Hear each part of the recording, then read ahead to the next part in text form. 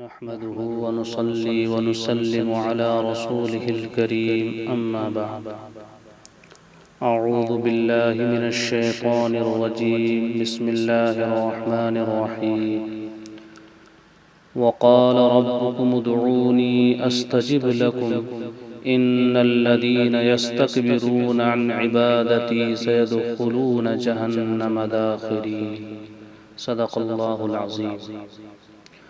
تمہارے پروردگار نے فرمایا کہ مجھ کو پکارو، میں تمہاری ہر درخواست کو قبول کر لوں گا۔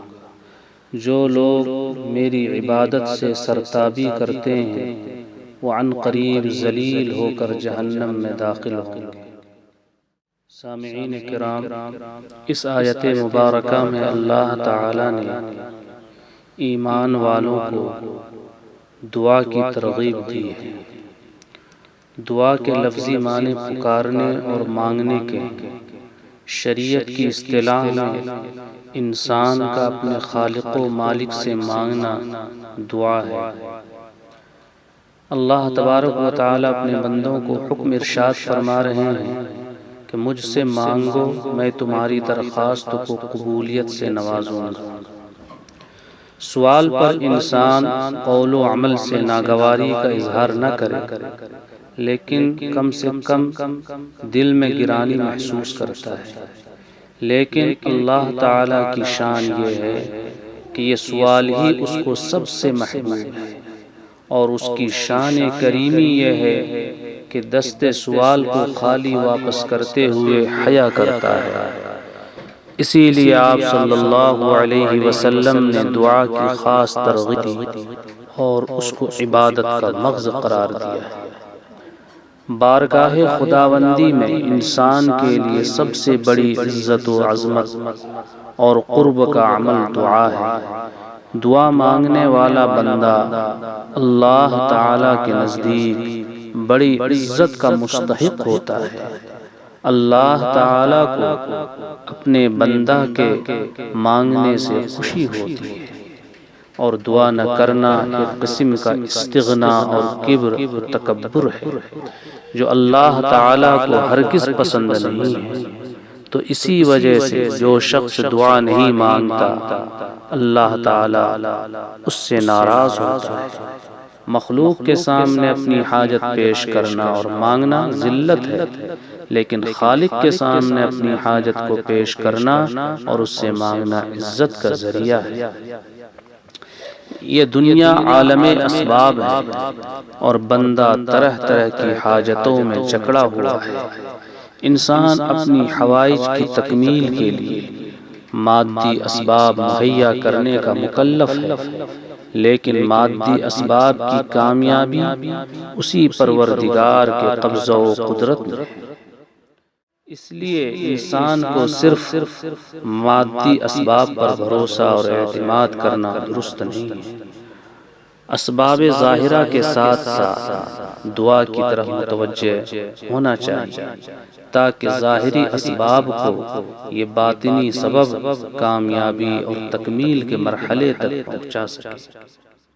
یہ آیت امت محمدیہ کا خاص اعزاز ہے کہ ان کو دعا مانگنے کا حکم دیا گیا ہے اور اس کی قبولیت کا وعدہ کیا گیا ہے، اور جو دعا نہ مانگے اس کے لیے وعید آئی ہے۔ حضرت قتادہ رضی اللہ عنہ نے کعب احبار سے نقل کیا ہے کہ پہلے زمانے میں خصوصیت انبیاء کی تھی کہ ان کو اللہ کی طرف سے حکم ہوتا تھا کہ آپ دعا کریں، میں قبول کروں گا۔ امت محمدیہ کی خصوصیت ہے کہ یہ حکم تمام امت کے لیے عام کر دیا گیا۔ حضرت نعمان بن بشیر رضی اللہ عنہ نے اس آیت کی تفسیر میں یہ حدیث بیان فرمائی کہ رسول اللہ صلی اللہ علیہ وسلم نے فرمایا، ان الدعاء هو العبادہ، یعنی دعا عبادت ہی ہے۔ پھر آپ صلی اللہ علیہ وسلم نے استدلال میں یہ آیت شریفہ تلاوت فرمائی، ان الذین یستکبرون عن عبادتی سیدخلون جہنم داخرین۔ ترمذی شریف۔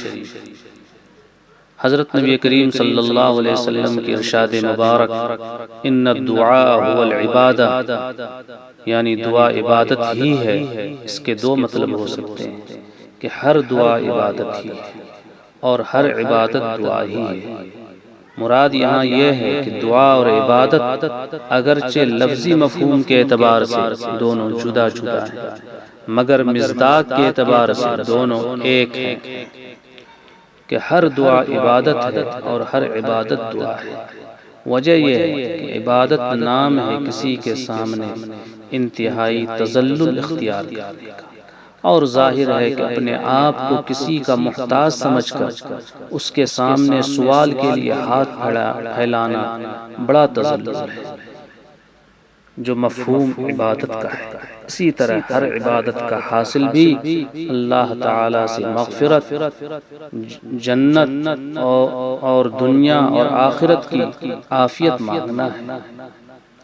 اس آیت میں عبادت بمعنی دعا کے ترک کرنے والوں کو جو جہنم کی وعید سنائی گئی ہے وہ بصورت استکبار ہے، یعنی جو شخص بطور استکبار کے اپنے آپ کو دعا سے مستغنی سمجھ کر دعا چھوڑے، یہ علامت کفر کی ہے، اس لیے وعید جہنم کا استحقاق ہوا۔ اس آیت میں عبادت بمعنی دعا کے ترک کرنے والوں کو جو جہنم کی وعید سنائی گئی ہے وہ استکبار کی صورت میں، مطلب یہ ہے کہ جو شخص استکبار کے طور پر اپنے آپ کو دعا سے مستغنی سمجھ کر کے دعا چھوڑے، یہ کفر کی علامت اور نشانی ہے، اس لیے وہ جہنم کے وعید کا مستحق ہو، ورنہ فی نفس ہی دعائیں فرض اور واجب نہیں کہ ان کے ترک سے کوئی گناہ نہیں ہے، البتہ مستحب اور افضل ضرور ہے، اور احادیث مبارکہ کی صراحت کے مطابق برکات و ثمرات کے موجب ہے۔ اس آیت مبارکہ میں اس بات کا وعدہ کیا گیا کہ جو بندہ اللہ تعالی سے دعا مانگتا ہے وہ قبول ہوتی ہے، مگر بعض اوقات انسان یہ بھی دیکھتا ہے کہ دعا مانگی وہ قبول نہیں ہوئی۔ اس کا جواب ایک حدیث میں ہے جو حضرت ابو سعید خدری رضی اللہ عنہ سے منقول ہے کہ نبی کریم صلی اللہ علیہ وسلم نے فرمایا کہ مسلمان جو بھی دعا اللہ تعالیٰ سے کرتا ہے اللہ تعالیٰ اس کو عطا فرماتا ہے، شرط یہ ہے کہ اس نے کسی گناہ یا قطع رحمی کی دعا نہ کی ہو۔ اور قبول کرنے کی تین صورتوں میں سے کوئی صورت ہوتی ہے، ایک یہ کہ جو مانگا وہی مل گیا، دوسرے یہ کہ اس کی مطلوب چیز کے بدلے اس کو آخرت کا کوئی اجر و ثواب دے دیا گیا، اور تیسرے یہ کہ مانگی ہوئی چیز تو نہ ملی مگر کوئی آفت و مصیبت اس پر آنے والی تھی وہ ٹل گئی۔ تو خلاصہ یہ ہے کہ انسان کو چاہیے کہ ہر مجبوری میں، ہر پریشانی میں، ہر حاجت و ضرورت میں اللہ تعالیٰ کی طرف رجوع کرے اور اللہ تبارک و تعالیٰ کے سامنے اپنی حاجات و ضروریات کی فہرست رکھے اور انتہائی اخلاص کے ساتھ اور قبولیت کی امید کے ساتھ ان سے اپنی ضروریات کو مانگے تو اللہ تبارک و تعالی ضرور ان کی تمناؤں کو اور ان کی آرزوؤں کو پورا فرمائیں گے۔ اللہ تبارک و تعالی ہم سب کو اللہ تبارک و تعالی کے سامنے ہی اپنی حاجات رکھنے کی توفیق ارزانی نصیب فرمائے۔ وآخر دعوانا الحمدللہ رب العالمین۔